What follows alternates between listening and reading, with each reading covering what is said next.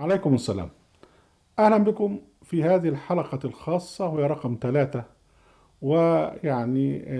قد خصصناها ردا على تعليقات بالنسبة لموضوع تعدد الزوجات. مع أننا تحدثنا في موضوع تعدد الزوجات في حلقتين، إلا أن يبدو أن الموضوع يحتاج إلى هذه الحلقة الخاصة استكمالا.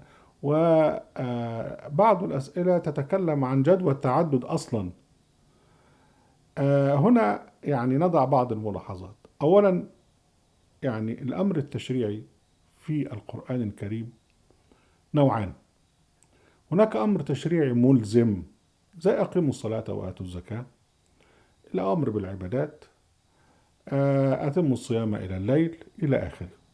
وهناك أمر تشريعي غير ملزم، يكون إرشادا، يكون توضيحا، يكون وعظا. آه، يدخل في هذا الأمر الإرشادي مثلا قوله جل وعلا فامشوا في مناكبها وكلوا من رزقه. امشي في الأرض وسافر وروح هنا وهنا وابحث عن الرزق بتاعك. افرض واحد قال لك لا والله أنا مش مسافر، أنا هدور على رزقي في بلدنا في الغيط بتاعنا. هل هو يقول قد ارتكب جرما؟ لا. فالأمر التشريعي اللي هو يكون للاسترشاد أو للتوضيح أو كذا أو كذا، عندما لا تنفذه لا تكون عاصيا ولا تكون آثما. من هنا برضو يدخل فيه قوله سبحانه وتعالى وانكحوا الأيام منكم والصالحين من عبادكم وإمائكم.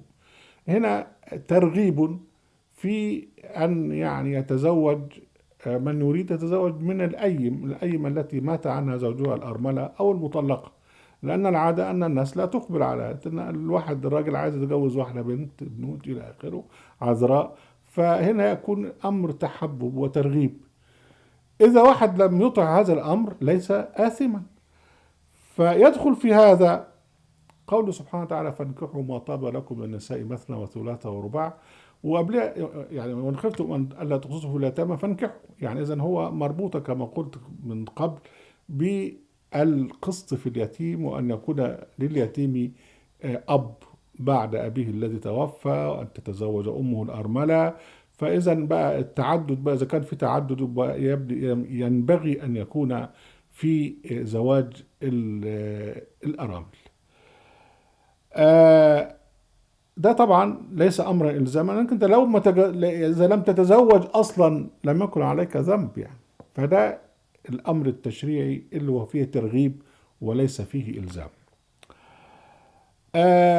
الموضوع بتاع تعدد الزوجات منكور جدا من الغرب. وانا هنا هحكي حكايه حدثت لي. كنت في امريكا في 1988، وطرقت الباب واحدة من الجماعة فيها الناس اسمهم جيهوفا ويتنس. يروح بقى يدعو بقى إلى المسيحية، حتى من الناس التانيين اللي هم مسيحيين برضو يدعوهم إلى مذهبهم إلى آخره. فالولية خبطت خير، فجيهوفا ويتنس قلت والله ما نسمع شوف الناس بتتكلم ازاي، ونعمل براكتس اور انجلش، نتمرن على الانجليزي نتعلم. فالست قعدت تتكلم جيسس ومش جيسس والكلام ده كله. وبعد لما سمعت منها الاخر قلت لها بس انا مسلم سكولر، انا راجل استاذ اسلامي، وانا طبعا لا اؤمن بحكايه ابن الله والكلام ده كله. وقعدت طبعا اتكلم لها، طبعا كلامي لم يعجبها، فاتخذت طابع الهجوم. واول ما هاجمت قالت ايه؟ قالت انت ازاي عندكم الاسلام يبيح الزواج باكثر من واحده؟ قلت بقى دخلت بهذا الموضوع بهذه الطريقة. فايه بقى نتكلم معاها بقى بالايه، بما تستحق. قلت لها هل اريو ماريد؟ انت متجوزة؟ قالت لي لا. قلت لها اريو فيرجن؟ انت عذراء؟ قالت لا. قلت لها طيب، على فرض ان في هذا البلد في تعدد زوجات، اباحة في تعدد الزوجات، وفي واحد انت حبيتيه وحبك وعايز يتجوزك، واتضح ان هو متجوز ومعاه مراته، هل عندك مانع تتجوزيه؟ فسكتت، وفي الاخر قالت لا ما فيش مانع.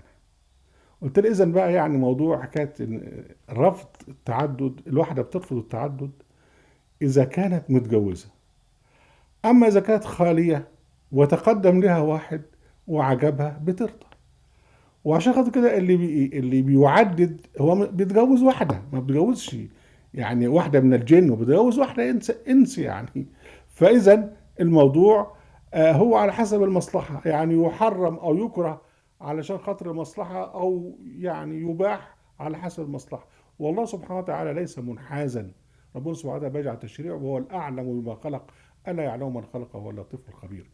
الحادثة الثانية، لما جهان السادات في عصر السادات عملت جهد كبير قوي عشان خاطر يعني تقلل من تعدد الزوجات، وضغطت على الشيخ عبد المنعم النمر، وطلعت مش عارف الواحد لازم يعمل ايه وبتاع الى اخره، اللي هو قانون جهاد اللي بيقولوا عليه.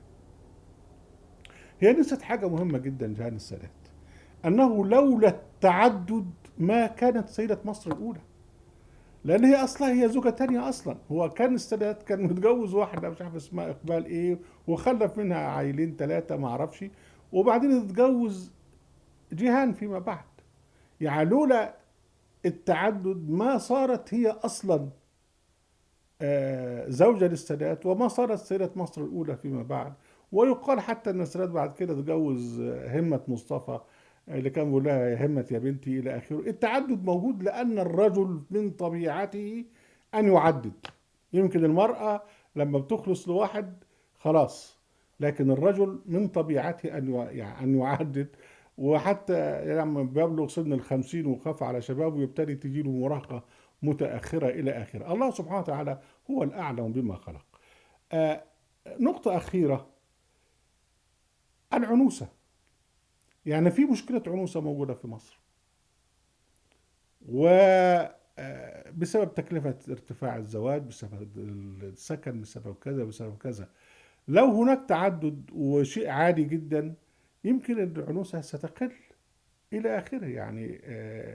فالمهم أن قضية تعدد الزوجات هي قضية يعني لم تثر إلا يعني بهذه الشدة إلا في عصرنا، لكنها كانت شيئا معروفا. ويعني حتى هو في السعودية وفي البلاد اللي هي ديت يعني تراثية، شيء عادي جدا ولا لوم فيه. وعليكم السلام.